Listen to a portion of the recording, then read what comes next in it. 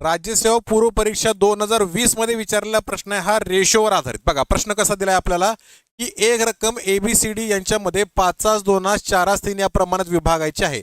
C ला जर D पेक्षा 1,000 रुपये जास्त मिळाले तर बी चा वाटा किती. बघा आपल्याला म्हटले सी ला डी पेक्षा, बघा हे ABCD आहे, सी ला डी पेक्षा 1,000 जास्त मिळालेत म्हणजे काय, सी आणि डी चा फरक 1,000 आहे, बरोबर आहे.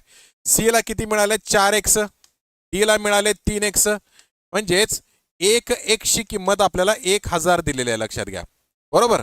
आपल्याला वाटा शोधायचा आहे बी चा वाटा आहे 2x चा, बी चा वाटा 2x आहे म्हणजे 2x ची किंमत झाली 2 गुणिले 1,000 बरोबर 2,000, म्हणजेच ऑप्शन नंबर 3 आपल्या प्रश्नाचं करेक्ट उत्तर आहे, लक्षात घ्यायचं, लाईक करून घ्यायचं आहे.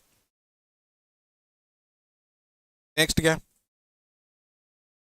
संघ निवड आहे, सिलेक्शन पझल आहे, व्यवस्थित वाचा प्रश्नाने सोडवा. राज्यसेवा प्रिलिम्स रिजल्ट कधीपर्यंत लागणार. आदिल भाई आपने को नहीं मालूम, जरा साधा माणूस आहे मी, रिझल्ट कधी लागेल, निकाल कधी लागेल, कोर्टात काय झालं, केस बद्दल अपडेट, ह्या अशा गोष्टी मला नसतात माहीत.